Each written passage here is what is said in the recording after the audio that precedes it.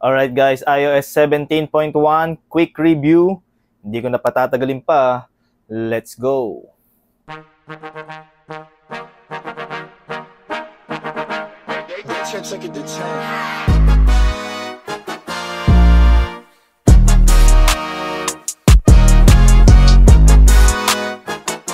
Okay, so ito guys, so ano ba yung unang-unang pinagbago dito sa iOS 17.1?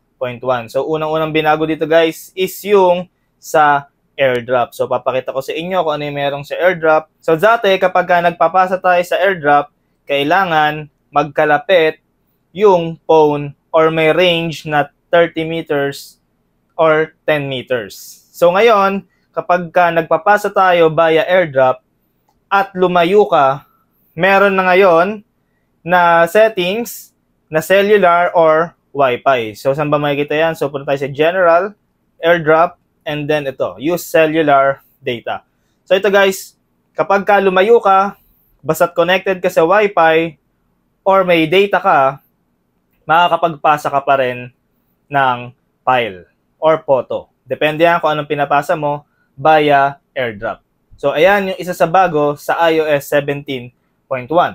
So, ano yung ibang na-fix nila dito na bug sa iOS 17.1? So, punta tayo sa Sounds and Haptics and then dito sa Ringtone. So, dito guys, sa 17.1, naayos na nila yung bug na minsan hindi lumalabas itong mga custom ringtones. So, ayan, since naka-iOS 17.1 ako guys, ito na yung custom ringtones, nakalabas na. Sa previous version, wala yung mga custom ringtones or yung mga dinownload mo. Wala siya. The next dito is yung photo shuffle. So, saan ba makikita si photo shuffle?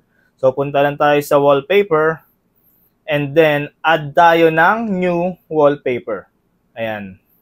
And then makikita nyo si photo shuffle. So, i-demo ko sa inyo ngayon si photo shuffle kung papaano ba siya gumagana. So, punta na tayo sa photo shuffle. Ayan, so dito guys, makikita nyo na meron tayong people, nature, cities. Ayan, sa people guys, pwedeng one person or mag-add ka pa ng another person. Depende yan sa inyo guys. Pero ang bago dito is yung album. Sa album, ayan, pwedeng pipili tayo ng album, pwedeng favorites, or kung ano man. Depende yan sa inyo kung ano yung nakalagay na album sa inyo. So ito, kiklik muna natin yung favorites. Use album muna natin. And then itong shuffle frequency. Sa shuffle frequency guys, may pagpipilian tayong on top, on lock, hourly, or daily. Itong apat na to guys, ayan yung mag-iiba-iba siya ng wallpaper. Kaya nga, photo shuffle. So, i-demo ko sa inyo itong on top. Ayan, use album. And then, ayan, add. So, since na-add na natin itong wallpaper na to, set as wallpaper pair lang natin, and then lock natin yung screen. So, paano ba gumagana si photo shuffle? Kapag on top, tap mo lang yung screen. Ayan, nagbabago-bago siya. Ayan yung on top kay photo shuffle. Ayan siya. The next, demo ko sa inyo, yung hourly. So, ayan, guys, since pag-add na tayo ng another wallpaper, customize lang natin yan. And then, ayan, makikita natin dito yung iba pang settings. So, ngayon, kiklik naman natin si unlock. Ayan. Sorry, hindi ko napindot. Ayan, done muna natin. Then, ayan. Si unlock, guys, ayan, every time na maglalak tayo ng screen natin, magpapalit siya ng wallpaper. Anyway, guys, ayan, since nasa wallpaper naman na to, available sa amin guys, yung original Paxcon LCD. Ayan, meron tayo niyan. Sa IETV Tech Shop, search nyo lang IETV Tech Shop. Sa Shopee or sa Facebook. Meron din kami sa Lazada and TikTok Shop. So ayan, since nag-lock yung screen, ayan, pagka open natin ulit ng screen, iba na ulit yung wallpaper niyan. Ayan, kita nyo guys. Kasi nga, naka-unlock tayo ngayon. Kaya pag nilock ko yan, in-unlock ko ulit, ayan, nag-iiba-iba siya. Yan yung photo shuffle kapag naka-unlock. Ayan guys, yung bago sa 17.1. The next sa pag-uusapan natin is yung Apple Music. Sa Apple Music guys, marami siyang pinagbago. Meron siyang favorites ngayon na kapag ilo-long press mo lang yung song or yung artist, pwede mong i-select yung add to favorites. So ayan yung isa sa bago ngayon sa iOS 17.1. So ngayon, pag-usapan naman natin yung mga inayos nila dito sa 17.1.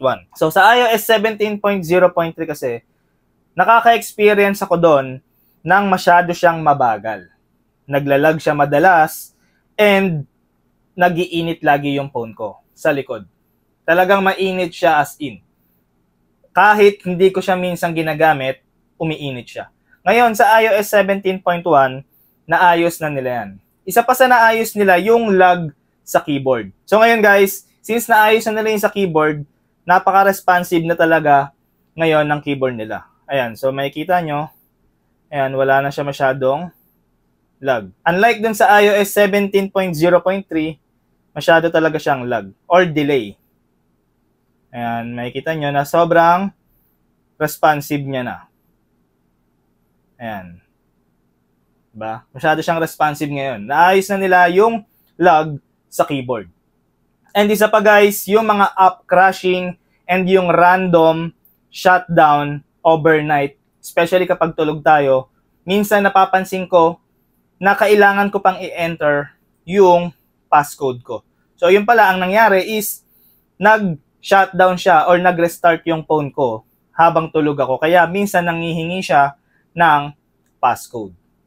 So next na pag-uusapan natin is yung battery life. So ano ba ang battery life performance ng 17.1? Ito kasi yung pinaka-inaabangan talaga ng lahat. Yung battery performance. Guys, yung battery performance, mas nag-improve siya compared sa 17.0.3. Kasi doon ako nang galing sa 17.0.3. Mas nag-improve siya ngayon, mas matagal siyang malobat ngayon. As in, talagang mas matagal siya malobat. Pero guys, depende yan, syempre, sa unit. Kaya, comment down below sa mga nakapag-update na sa 17.1 kung anong device nyo at kung mas tumagal bang malobat yung device nyo sa iOS version na ito. Tulungan natin yung iba guys, so comment down below kung ano ang battery performance sa device nyo. So yun guys, overall, suggestion ko, mag-update kayo dito sa iOS 17.1, huwag kayong matakot kasi yung mga lag issues sa previous iOS version na ayos na dito. Saka isa pa, nag-improve na rin yung security nila dito. More on bug fix and security update din talaga yung dala nitong update na to. Kaya guys, sa mga nagtatanong kung safe ba mag-update, yes, safe mag-update, mag-update kayo. Yun lang talaga masasabi ko guys, wala akong ibang marireview pa dito dahil wala rin talaga siyang masyadong bago. So yun, based sa observation ko, maayos yung battery consumption niya, hindi siya mabilis malobat. So yun guys, hanggang dito na lang. See you on my next video.